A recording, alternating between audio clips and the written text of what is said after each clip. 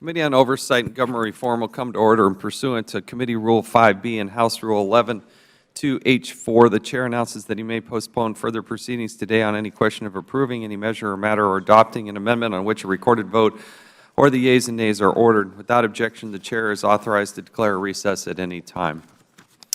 Our first item for consideration is H.R. 6302, the Overtime Pay for Secret Service Agents Act of 2016. The Clerk will designate the bill. H.R. 6302, to provide an increase in premium pay for United States Secret Service agents performing protective services during 2016 and for other purposes. I ask unanimous consent that the bill be considered as read and open for amendment at any point. Without objection, so ordered. I'd now like to recognize myself for 5 minutes to explain the legislation. Yesterday, I thought we had a very productive hearing regarding the Secret Service. I am personally in awe of the men and women who have done amazing things to put their lives on the line to help protect the nation and protect some of the most important leaders within our nation. Having gone through an election where candidates are constantly on the move, sometimes hitting 5 and 6 cities in a particular day, it's an amazing logistical feat when campaigns in particular are moving from city to city and adjusting those schedules. You may be going to Wisconsin, then you decide to go to Iowa, and then it really is amazing, and it's gone on for a long period of time, and did so really without any major incidents. And you think of the literally hundreds of thousands of people, if not millions of people, that these candidates stood before. The screening, the protection, the logistics of that was really quite amazing. But also what we heard through this is that the Secret Service has a massive problem in terms of its staffing. There are some deep-seated cultural issues that need to be addressed. Management is still getting its arms wrapped around some of the basic things they need to do. Scheduling, for instance. They testified yesterday that they're about to maybe introduce an app so somebody could actually see when they're working next week and where they might be working next week. Some of the basic things that maybe many Americans take for granted, they don't have at the Secret Service. And so what you have are people who are on the front lines working hard in a zero-fail job. They cannot ever make a mistake. As I read some of the quotes from various agents, some of these people were working 43 days in a row without a single day off. Many of these agents were working 90 to 100 hours a week. Some of these people were, as one person said, more than 8 months on the road. And yet, because of their statutory limits on their overtime, they got to a point where they were not being paid. So not only were they putting their lives on the line, not only were they dedicated enough to work an amazing amount of time, but they weren't getting paid. And that just isn't right. We have people who, as a result of current provisions in Title V that placed a cap on the amount of Secret Service pay they can earn, they came up against a max out, as they call it. The Overtime Pay for Secret Service Agent Act of 2016, which I've introduced, helps to partially solve the max out problem for agents who dedicated themselves during this cycle and who worked during the 2016 level. It bumps up the basic pay currently given to members of the executive schedule to level 2 for the calendar year 2016. Every Secret Service agent with outstanding overtime would receive an additional compensation for 2016 under the bill. As I've been told, at least literally every single Secret Service agent worked overtime, and I want to make sure that they get paid.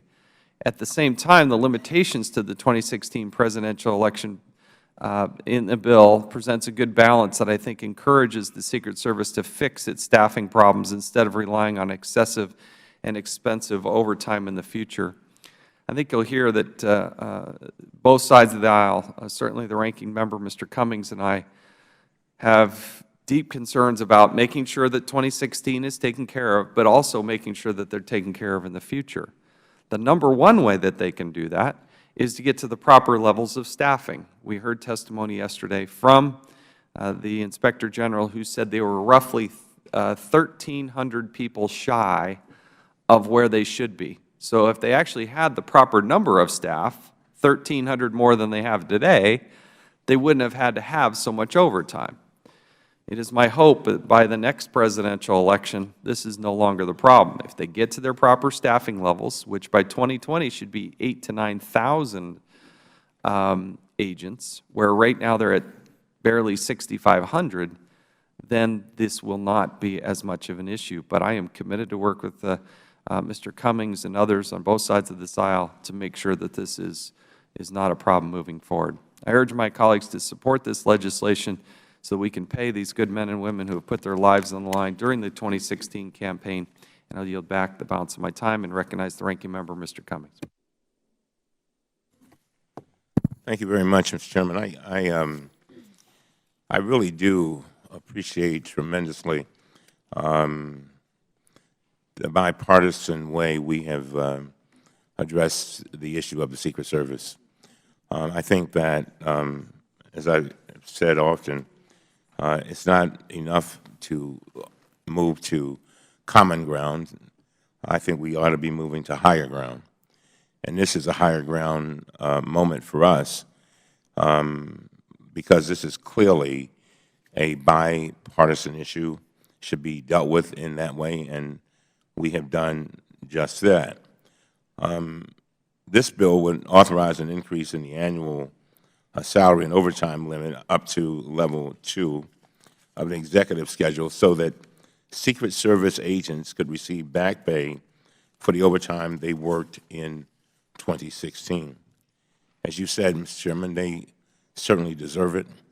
When people go out and they put their lives on the line for the President and for his family and others, they should know that they're going to be paid, and they should, in fact, be paid. This will provide some much-needed relief to the men and women of the Secret Service. But as I've said to the Chairman, I wish we could go further with that to provide some type of permanent solution. But again, we'll discuss that a little when I offer an amendment, which I plan to withdraw. The Secret Service has been enduring a year of extraordinary demands as a result of the presidential campaign season. And to those members of the Secret Service who may be watching this, we want you to be clear that we appreciate all that you have done and doing and going to do. And we want to make sure that your paycheck reflects that. This committee has received many stories from Secret Service agents who are making tremendous sacrifices for their country. They travel on protective details for weeks and weeks at a time, missing time with their families that they will never get back. All the while, their families wonder what they are getting in return for these tremendous sacrifices. The answer will be nothing unless Congress decides to act, and I applaud you, Mr. Chairman, for submitting your bill. Secret Service agents deserve to be paid for the overtime they have already worked. It is an issue of fundamental fairness. There should not be any question about that. This is not the first time that this has happened, and it certainly will not be the last. We already know that every 4 years, Secret Service agents are expected to meet protective requirements of the presidential campaign, even though it is extremely difficult to determine what those requirements might be. Simply put, addressing only 2016, I think, is not enough. But again, with my agreement with the Chairman, we will. I think we've come up with a solution so that everybody will be satisfied. Yesterday, this committee held a hearing that addressed this issue in great detail. One of the witnesses, a 24-year veteran of Secret Service agent from the Federal Law Enforcement Officers Association, made a direct appeal to our committee. He testified, and I quote, "Although this last election season was unprecedented in many respects, we do not believe it will prove to be unique in the years ahead. The possibility of multiple candidates requiring protection earlier in a campaign year or an extended presidential primary season is very real and presents valid staffing concerns for the agency." So FLIOA greatly appreciates your efforts, Mr. Chairman and Mr. Cummings. We would like to stress the importance of working together to find a permanent solution to the effect that the pay cap has on the USSS. And so, again, I intend to introduce an amendment today to the same effect, urging a permanent solution. And at that time, we will, I understand, engage in a colloquy whereby we will come to an agreement on that issue. With that, Mr. Chairman, I yield back. I thank the gentleman. It's worth noting to our, what we're authorizing today is $22 million in additional overtime pay. $6 million of that has already in the base budget. The average Secret Service agent would receive $20,000 in overtime pay, some making as much as $25,000 in overtime pay. This is not a bonus.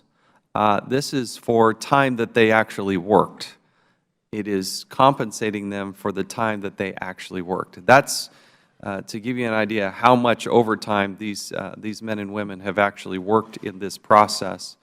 I think it is fair. I think it is right, and it's something that they are due, and that's why I would urge its passage. Does any other member wish to speak on the bill? Does any member have an amendment? Chairman, I have an amendment. The clerk will designate the Cummings amendment. Amendment to H.R. 6302, offered by Mr. Cummings of Maryland. The gentleman from Maryland, Mr. Cummings, is recognized for 5 minutes to explain the amendment. Without objection, the amendment is considered as read. Mr. Chairman, my amendment would authorize an increase in the annual salary and overtime limit up to level 1 of the executive schedule for Secret Service agents in every future year in which presidential election is held. A permanent solution for the pay cap waiver has been a top legislative priority for the Secret Service for some time. Congress has a responsibility not just to conduct oversight of the agency, but provide the reforms the Secret Service needs to succeed. I support these changes because the Secret Service needs to have this basic ability to pay its people in order to effectively recruit and retain the best agents possible. And, Mr. Chairman, we have engaged in we agreed to engage in a colloquy, and on this amendment, Mr. Chairman, as you know, we are on the same page on this. I mean, there's no doubt about it. I support the fact that the need for every Secret Service agent to have every penny that he or she earns. And there were just some issues that you raised that I agree with. One, we need to make sure that I want to make sure that that we revisit this issue, maybe in an informal setting, every 4 months, and then at the end of a year, Mr. Chairman, come back and, if appropriate, pass legislation or submit legislation which will provide a permanent fix for this. And let me just try to explain why I'm concerned about that. I share your views that you've got an administration of the Secret Service that seems to be, at some point, and in some ways, out of sync with the rank and file.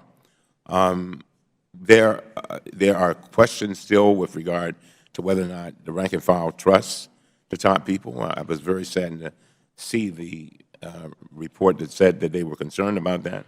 We're concerned about training. We're concerned about the IT. We've got a new IT administrator that just came in, and he basically is saying that he's working things out, but that's going to take time, he says.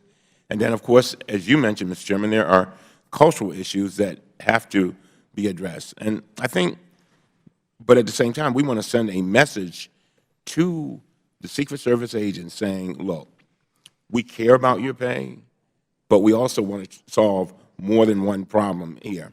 We want to make sure that the upper echelon of the leadership of the Secret Service is doing everything they can so that maybe so much overtime may not even be needed.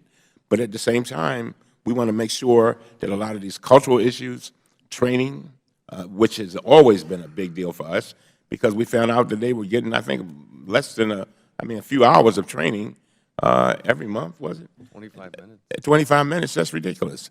And so, again, I think that solution, that is bringing them back in every 4 months informally, and then looking at this at the end of a year, and then submitting legislation, if it's appropriate, to bring about a permanent solution, would be very important. Finally, let me say this, Mr. Chairman. One of the things that I'm very concerned about, that I've expressed to you, is that I do not want a situation where in 3 years from now, the Secret Service agent's wife says to him, wait a minute, honey, you remember what happened three years ago? They had to pass a special, appropriation or whatever, and why don't you get out now? After you've got this experience, you can go anywhere you want to go. Get out now so you don't have to worry about that. Well, I think that's why I wanted to do it in advance, so they will know that they will be taken care of during that presidential year. And so I know that's been kind of long, but I'm hoping that the chairman, I'm hoping that states what we have pretty much agreed on. Now, recognizing myself for 5 minutes, I very much agree with all of the comments that the ranking member said, and I have agreed that the committee would come back either every 4 months, every quarter, and perhaps in a roundtable or a briefing that we expect the Secret Service to give us an update on their staffing levels. When they are 1,300 agents shy of their projected ideal staffing level, it puts all the pressure on the 6,000-plus agents that are there to fill that gap. And if they can actually solve that problem, we don't want somebody to have to work 90 or 100 hours a week, week in and week out for nearly a year. You don't want that. We want them to have good, productive lives. We want them to come to work fresh and revived and alert and attentive and excited to be there. So first and foremost, and I think we agree on this, is they've got to solve that staffing problem. It's like a bathtub. The attrition has been so great that no matter how many new agents they're pouring in at the top of that bathtub, you got too many of them leaving out the bottom. And to Mr. Cummings' point, if they don't see relief, if they're looking at that 2020 election, we're going to lose more people than ever. Good, experienced agents who lived through 2016 and said, I'm not doing that again. And that is exactly what we're trying to prevent. So with the withdrawing of the amendment, I've agreed with Mr. Cummings that we would visit this with their staff, if not public hearings, and then within the next year, we will absolutely do that. Ms. Norton, yes. Let me just make two other comments, and I'm happy to recognize.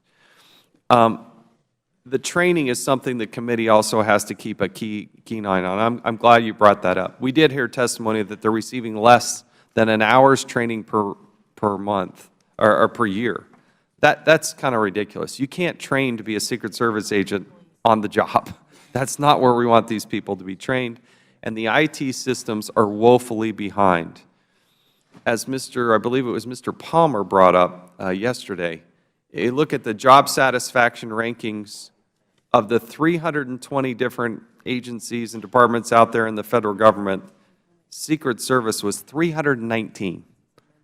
So we got to help solve that, and I think the overall bill helps give relief to those that have worked at this point, and I will continue to work, and we will continue to work in a very bipartisan way, and I appreciate the spirit in which Mr. Cummings is approaching this. I'll yield back, and we'll recognize the gentleman from the District of Columbia, Ms. Norton.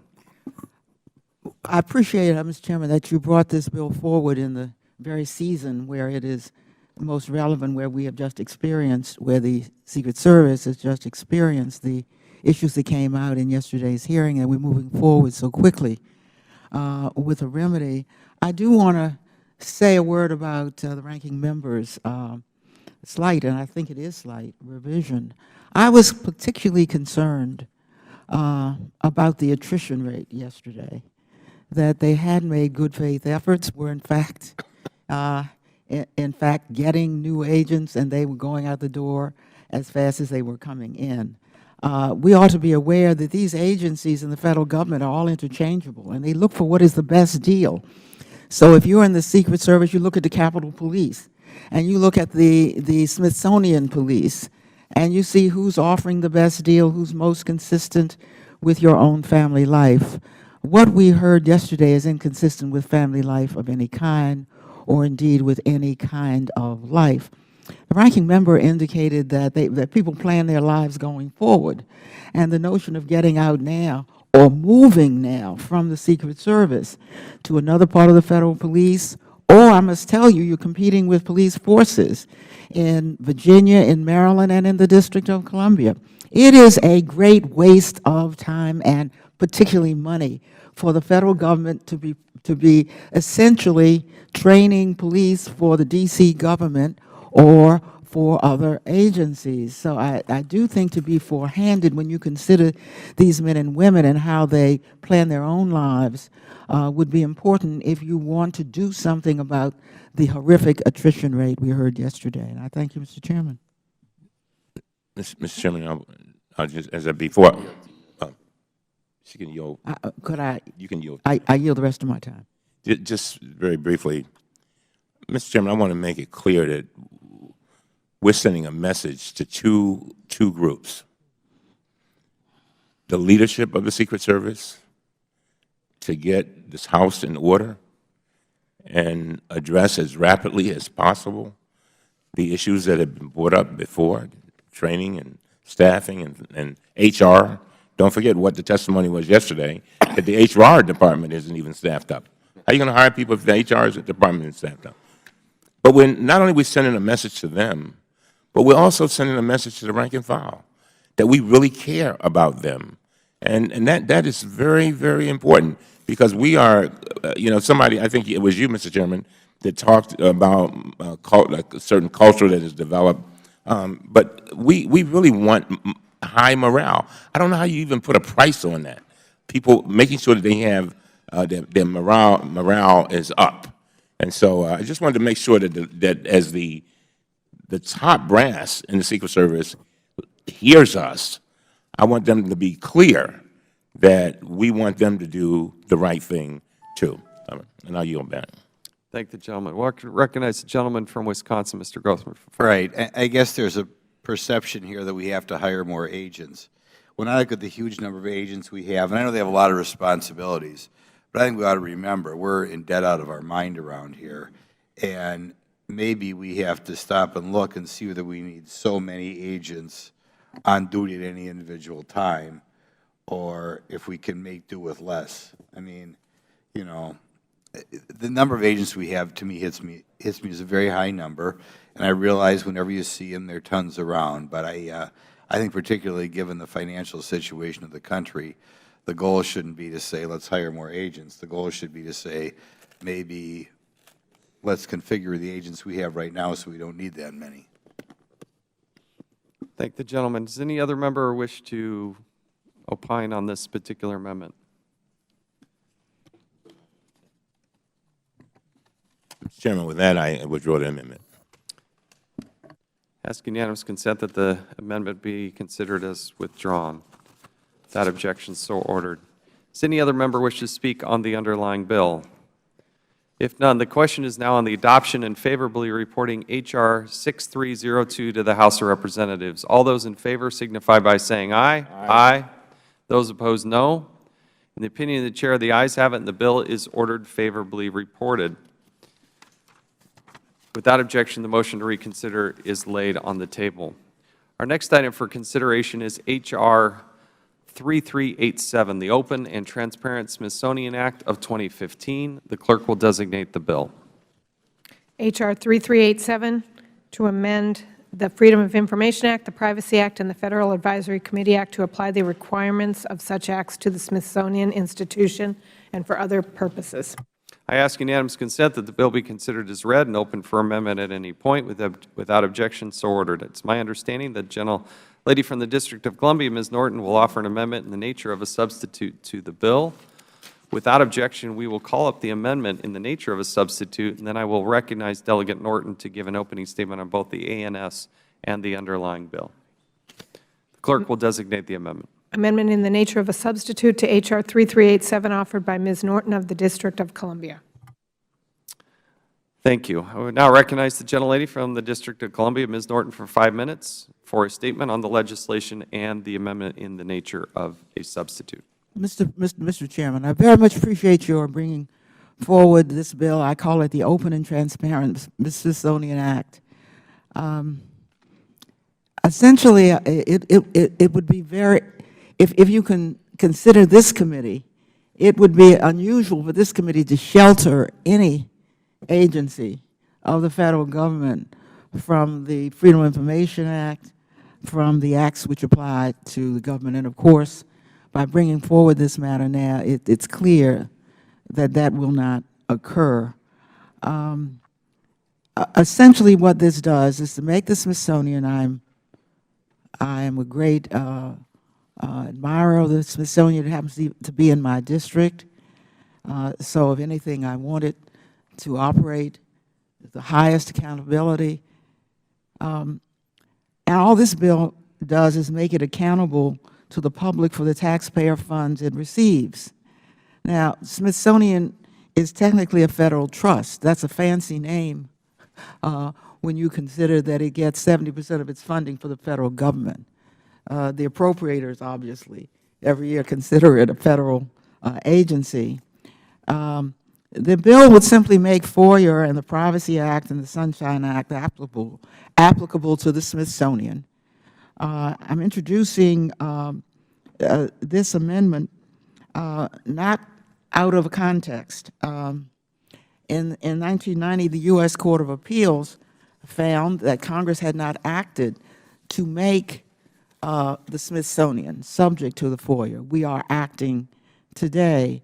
The context also includes a scandal, Mr. Chairman, one that led to the appointment of a former comptroller of the United States and revisions which have strengthened the Smithsonian. But the Smithsonian is still not subject to the same kinds of inspections that every federal agency are. And so the lack of transparency remains a concern. This independent review shocked the Congress, so much so that the Senate called for withholding some of the funds. The pay of the secretary and the deputy were deliberately shielded from the Congress and from the public because it was felt to be high. The secretary and the deputy took unlimited leave to serve on corporate boards, making upwards of $10 million over a period of years. All of this was brought out by an independent report, and all of it shielded from the press, the public, and the Congress. I don't allege that these matters haven't been corrected by the Comptroller General's report. I do say, Mr. Chairman, that nothing that the Smithsonian does should be shielded from FOIA, Sunshine Act, and the other acts. The CIA is subject to FOIA except for exceptions built in. The National Institutes of Health are subject to FOIA. The corporate entities like the Tennessee Valley Association is subject to FOIA. Even though TVA, unlike the Smithsonian, doesn't receive taxpayer funds. Mr. Smithsonian, Mr. Chairman, it's time that the Smithsonian was brought into the mainstream of agencies that depend upon the federal government and therefore must be made accountable to the public. I understand the Smithsonian has some objections to being included in these statutes which apply to agencies that receive federal funding. I'm surprised that they would object, and I do not think that this is a committee that listens to objections of federal agencies who want to be sheltered in the ways that this committee has insisted that other agencies not receive. So I ask, thank you, and I ask I ask that this be approved unanimously by the committee and that it be brought forward as soon as possible to the floor. Thank you. And I'll recognize myself for just a moment. Smithsonian has become the world's largest museum and research complex, including 19 museums and galleries, 9 research facilities, as well as the National Zoo. Congress typically appropriates 60% of the Smithsonian's annual expenditures, which is just under $700 million per year. According to a 2009 report, the Government Accountability Office documented significant governance and accountability breakdowns at the Smithsonian. And so what this bill does is it helps ensure that oversight occurs by applying the Freedom of Information Act, the Privacy Act, and the Sunshine in Government Act to the Smithsonian Institute. It makes them subject to that. It is about openness, it is about transparency, and it is about accountability, and therefore I stand in support of this bill and would urge our members to support it as well. Yield back. Does any other member wish to speak on the bill? Chairman. Mr. Cummings. Chairman, I appreciate Congresswoman Norton's interest in ensuring that the Smithsonian Institution is transparent and accountable. This bill would apply several transparency laws to the Smithsonian, including the Freedom of Information Act, the Sunshine Act, and the Privacy Act. I know that Congresswoman Norton has been pursuing this legislation for almost a decade. After concerns were raised in 2007 that the Smithsonian had violated principles of good management. The Smithsonian has made a number of improvements to its processes since that time, but continues to assert that it is not a federal agency for the purposes of some laws. It's important to note that this bill does not include an explicit application of the Whistleblower Protection Act. The fact that the Whistleblower Protection Act is not mentioned in the bill in no way should signal that we do not believe the Smithsonian must comply with that law. The Merit Systems Protection Board just confirmed on November 7, 2016, that its previous determination that federal employees who work at the Smithsonian are protected is still the law. Nothing in this bill changes that. There are several issues I think we must examine as we continue to work on this bill, including the practical impact of applying these laws to the Smithsonian, since it's designed differently than a federal agency, and the impact of naming some federal laws but not others. I know that staff are scheduling meetings and with transparency and other stakeholder groups so we can work through some of these questions. And with that, I yield back. Thank the gentleman. Does any other member wish to speak on the amendment in the nature of the substitute or the underlying bill? Are there any amendments to the amendment in the nature of a substitute? If not, the question is now on the amendment in the nature of a substitute offered by the gentlelady from the District of Columbia, Ms. Norton. All those in favor signify by saying aye. Aye. Those opposed, no.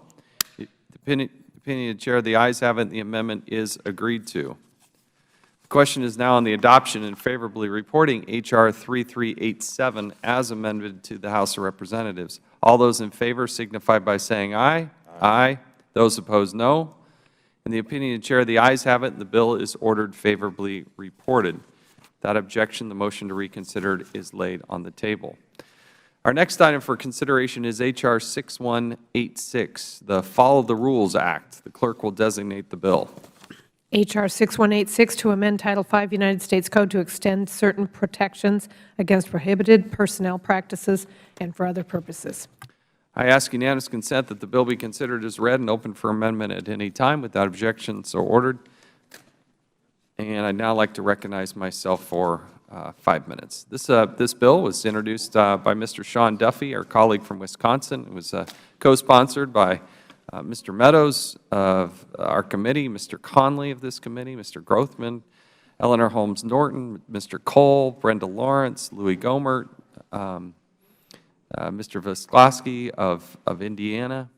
It's got a good bipartisan support, and what it does is it amends the Whistleblower Protection Act to prohibit retaliation against any individual who refuses to obey an order that would require the individual to violate a rule or regulation. It was intended to broadly protect those who speak out to uphold principles of good government within their agencies. The need and the imperative here is because of a recent opinion by the United States Court of Appeals for the Federal Circuit that threatens to undermine the protections of the Whistleblower Protection Act. As a result of that opinion, a whistleblower could be ordered to violate the same rule or regulation whose violation they blew the whistle on. This must be addressed, and that's precisely why Mr. Duffy introduced this bill. It clarifies that the Whistleblower Protection Act prohibits retaliation against an employee who refuses to obey an order that would require the employee to violate a rule or regulation. Seems like good government to me. I stand in support of this bill and will now recognize the ranking member, Mr. Cummings, for his statement on the bill. Thank you very much, Mr. Chairman. I, too, support this bill and appreciate the leadership of Representative Duffy and Connolly in introducing the legislation. This bill would clarify the Whistleblower Protection Act and make clear that an employee who refuses to obey an order that would require the employee to violate a law, rule, or regulation is protected from retaliation. In June 2016, the U.S. Court of Appeals for the Federal Circuit issued a ruling that was contrary to the Whistleblower Protection Act and contrary to congressional intent. In Rainey v. MSPB, the Court ruled that an employee who refuses to obey an order is protected only if the order would violate a statute, but that the employee is not protected if the order would violate a rule or regulation. This ruling was wrong. Employees should be protected from retaliation if they do the right thing, and that includes refusing to obey orders that would violate agency rules and regulations. And with that, I urge the adoption of the bill, and I yield back. Thank you. Does any other member wish to speak on the bill? I recognize the gentleman from Virginia, Mr. Conley, for 5 minutes. Thank you, Mr. Chairman. I appreciate your efforts working with the ranking member, Mr. Cummings, to advance legislation that falls under the umbrella of good government, which our committee strives to promote on a bipartisan basis. I welcome the committee's consideration of H.R. 6186, the Follow the Rules Act, extending Congress's commitment to whistleblowers. The Follow the Rules Act upholds this committee's obligation to protect whistleblowers that help identify mismanagement at Federal agencies and supporting the oversight work of Congress.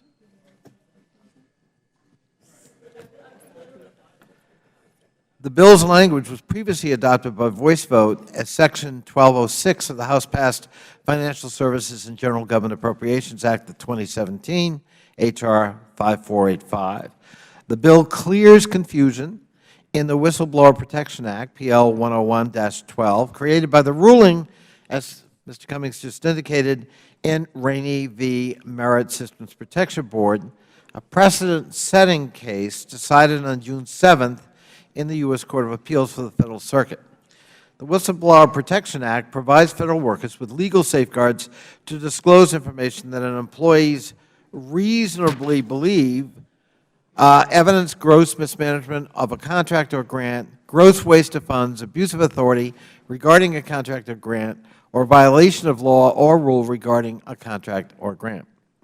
In Rainey, the right to disobey provision of the Whistleblower Protection Act was determined to only provide protections to Federal workers refusing to obey an order that would require the individual to violate a law, but not to those Federal workers who refuse to violate rules or regulations. This distinction leaves a wide gap in protections clearly originally intended for Federal employees by this Congress. In effect, this ruling now leaves exposed whistleblowers who refuse to violate the rules and regulations that were promulgated as a result of laws passed by Congress and signed by the President. This is a gap in coverage that needs to be addressed by this Congress and clarified in statute. The only way to protect whistleblowers from this case is to update the law to ensure the rules and regulations are covered by the right to disobey provision of the Whistleblower Protection Act. I thank the Chairman and Ranking Member for putting it on the docket today, and I urge my colleagues to continue Congress's longstanding support of whistleblowers and vote in the affirmative for the Follow the Rules Act. And I yield back. I thank the gentleman. Thank for his work and passion in bringing forward this bipartisan bill. Does any other member wish to speak on this bill? The gentlewoman from the District of Columbia, Ms. Norton, is recognized. Thank you, Mr. Chairman, for bringing forward this bill that would cure a hyper-technical reading of the Whistleblowers Act. The fact is that the agencies which write regulations are delegated that right by the Congress, which passes a law and then essentially delegates to the agency to spell out what that law means, and then that becomes law. So this is a very technical reading of what is law. When I chaired the Equal Employment Opportunity Commission, I got to understand how important a retaliation provision is aside from the law itself or the regulation itself. So that if there is no protection against retaliation, the whistleblower is left naked and unable to blow the whistle. So I do think that this is an important correction to a technical reading of the law that needs to be made, and it's in keeping with the tradition of this committee to perfect our whistleblow laws. Thank you, Mr. Chairman. Thank you. Does any other member wish to speak on the bill? Are there any amendments to the bill? If none, the question is now on adoption and favorably reporting H.R. 6186 to the House of Representatives. All those in favor signify by saying aye. Aye. Those opposed, no. In the opinion of the Chair, the ayes have it, and the bill is ordered favorably reported. Without objection, the motion to reconsider is laid on the table. We're now going to move the following bills under unanimous consent agreement. We have consulted with the minority and have agreed to move these bipartisan bills expeditiously, but I do believe we're going to recognize Ms. Lawrence, who wants to express something about these bills. But I'm going to ask unanimous consent that the committee favorably report the following bills to the House of Representatives. H.R. 6303 to designate the facilities of the United States Postal Service and establish new zip codes, and H.R. 5384, the Federal Register Printing Savings Account of 2016. And I ask unanimous consent that the committee favorably report the following postal naming bills to the House of Representatives.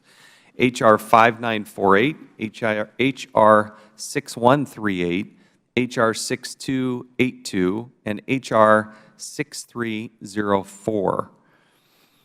Do any members wish to speak on this bill? We'll recognize Ms. Lawrence for 5 minutes.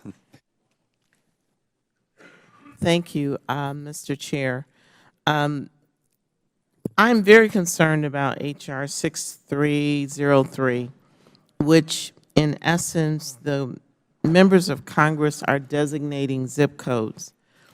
If I can use the analogy of car manufacturing, I may purchase a Ford and may drive a Ford and say, you know, I really wish that instead of a key, that the Ford would have the push button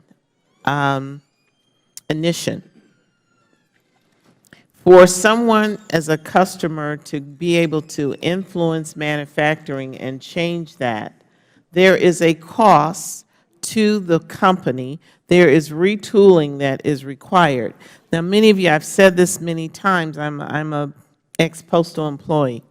When you create new zip codes, that creates a whole process of changes, increased costs, operational procedures.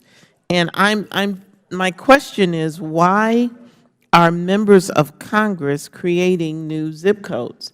When the Postal Service has a budget, they're required by law to process the mail in a timely manner.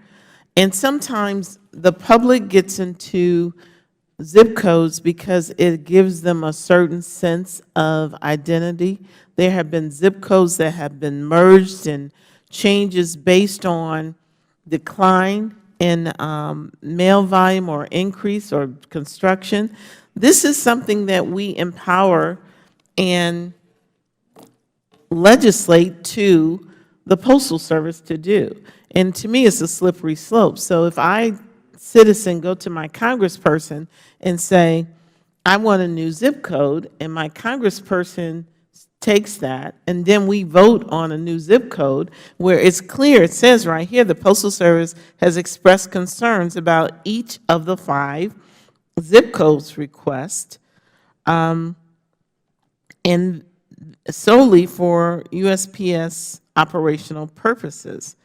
They have worked with communities to reduce duplicate addresses and had offered alternative solutions, such as allowing the use of the same city identifier for communities expanding. So my question is, and my concern is, how are we as a member of Congress, unless we're going to allocate additional funding to change zip codes at the will of a member of Congress, how are we in good conscience and in our responsibility to support the viability of the budget of our Postal Service making these decisions? And to end my comment, where is this and how is this tied into the postal reform that we're committed to doing, and why are we pulling out pieces related to the Postal Service when we have been committed to having overhaul the postal reform, and we have all in bipartisan way agreed to move forward with that? I thank the gentlewoman. I'll recognize myself for 5 minutes. We have worked very closely with these members and these communities to understand their specific needs. There have been other requests for zip codes that were not brought forward because we did not feel like they had exhausted the remedies and the communication that they need to do with their local and the National Post Office. Post Office, by and large, has been fairly responsive to some, but some have come to a point, and you'll notice as we come to this legislative session, we don't regularly on a monthly basis or every other month bring this. But there are some cases where I do give great deference to the local member of Congress who's working with their local community leaders and their Postal Service to try to resolve this. Some of these have gone on for years. In Florida, for instance, they lack identity due to the 6 different zip codes that are serving its particular citizens. I personally went out with Lee Zeldin, for instance, on Long Island, where community leaders from the cities came and they showed me, they brought the mail, they showed us where it seems, I mean, it's just different than how we've done it in Utah and other places, but they had the exact same street numbers and street names in city next to city next to city. They used the same scheme, but the mail just has not been able to keep up with it, and they're constantly dealing with this. And it was everybody from the Chamber of Commerce to the local business leaders to the mayors. You'd be impressed on how many people showed up to say, this is an ongoing problem. It has lasted for years. We have tried to get relief. Their member of Congress on both sides of the aisle had actually supported this because they were previously represented by a Democrat. And it just seems that we've gotten to this point where there needs to be some relief. They're not asking for new buildings. They're not asking for other physical facilities.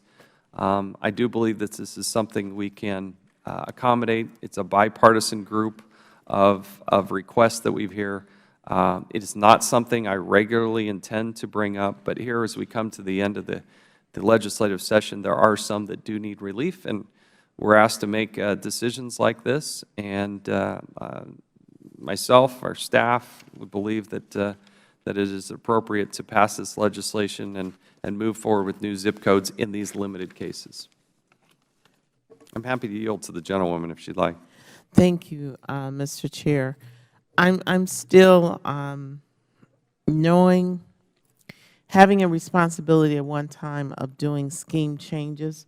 There's hours that goes into retraining individuals so that when they see a certain address, it goes to a different zip code. Now we have technology. It's the technicians that have to change the programming. This is not just a simple task, and it does not I did not get the opportunity to have the conversations that you've had or to walk the community, but I have walked numerous communities, and the issues that you're bringing up, changing the zip code is not going to be a savior, because if the mailer of the address does not put the proper zip code on it, it's still not going to be processed to that area. Mr. Chairman, if I could ask for this to be withdrawn and to be resubmitted at another time, is that an option? It's always an option. Before the gentlewoman officially does that, can I just put in perspective, I'm not sure how many thousands and thousands of zip codes there are, but we're asking for an alteration on 5.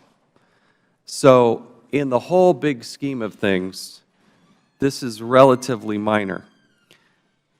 And I would encourage the gentlewoman to go have individual conversations, as I have with the 5 members who believe so passionately and believe so in depth. What I would like to do, if it's okay with you, is I will work with the gentlewoman between now and whatever might come up in the floor, and I would encourage to please chat with these individual members who have pled with us to give them some relief and to help them. And I give great deference to them and their own communities. We all have issues that we individually deal with.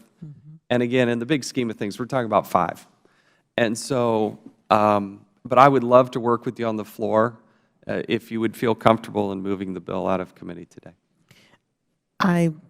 I think the missing piece to that is the Postal Service as well. I've now worked on both sides. As a member of the Postal Service, I took complaints and actually were on teams trying to improve service. And so there's a missing piece here. I can understand the passion of the community. Reclaiming my time. They don't like doing this. There's no doubt they don't like doing this. There is a minimal cost. There's a cost, but it's minimal. It's not as if we're spending a huge, massive amount of effort and time in building new buildings, and it's not like that at all. It does require some reprogramming, but it gets done. It gets done on a monthly basis, quite frankly. And so I concede the idea that they don't like to do this, but we're saying, you know what, at this point, this member of Congress has asked for it, and I'm trying to facilitate what these local members are trying to do. I recognize the gentleman. Let me just ask this. Mr. Chairman, I want you to share with Ms. Lawrence, and Ms. Lawrence, I think the issues that you raise are indeed very important. But, Mr. Chairman, I want to yield back to you to explain to Ms. Lawrence what the concerns were of the members of, I think you talked about, you told me about mail not being delivered properly, and that they were just, could you talk about that for a moment?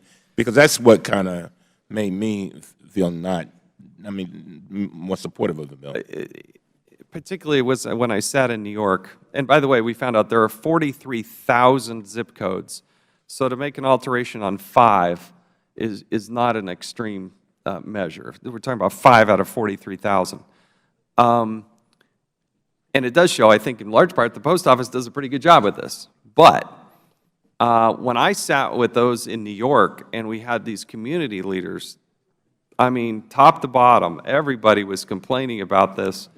They had cities that were next to each other with similar schemes on how they do their addresses, and the mail was being delivered to the wrong addresses. And it wasn't as if this was a 6-month problem.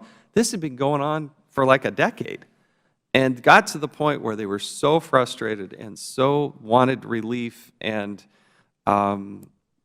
it made a lot of sense to me. Now, we dealt with this in Utah. When I was a freshman, I came here, and we had high-growth area, and ultimately, the post office ended up making the change. We didn't require legislation to do that, but there are some cases that I do think Congress does need to get involved, the member of Congress gets involved, and I'm happy to continue to work with you on this.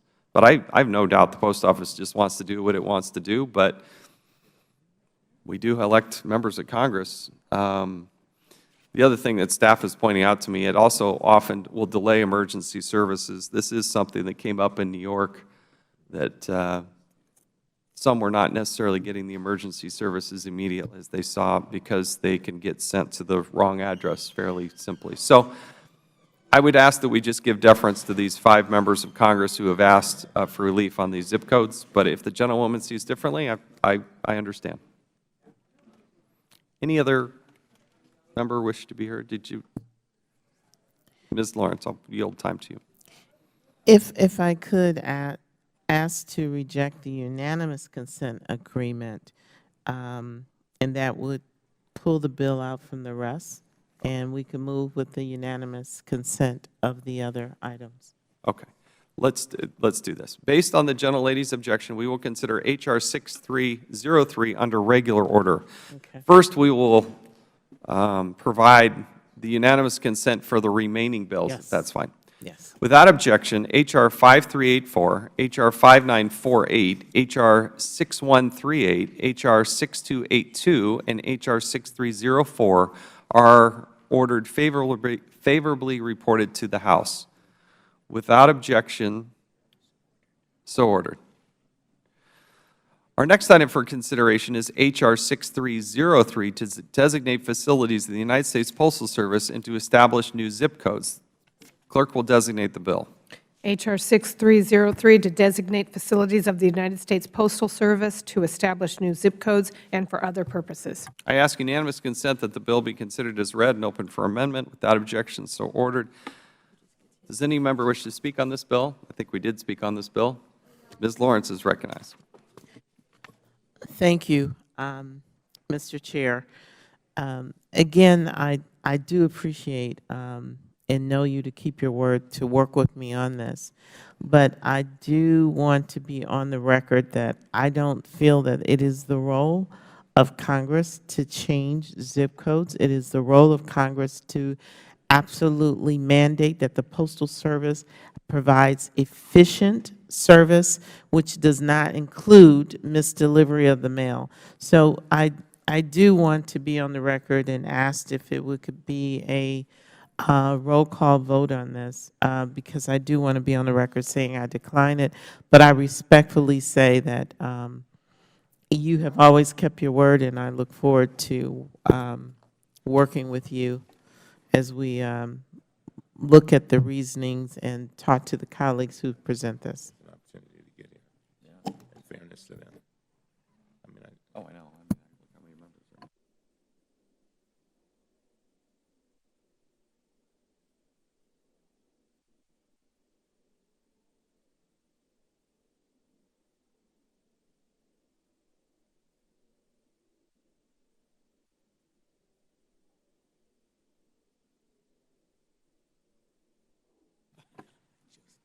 I know.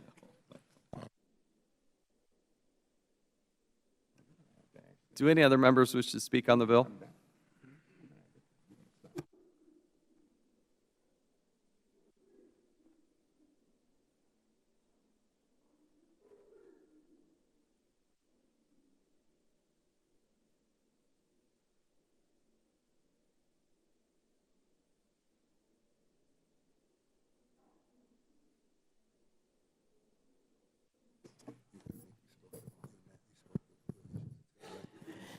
Mr. Chair, I would like to withdraw my request for a roll call.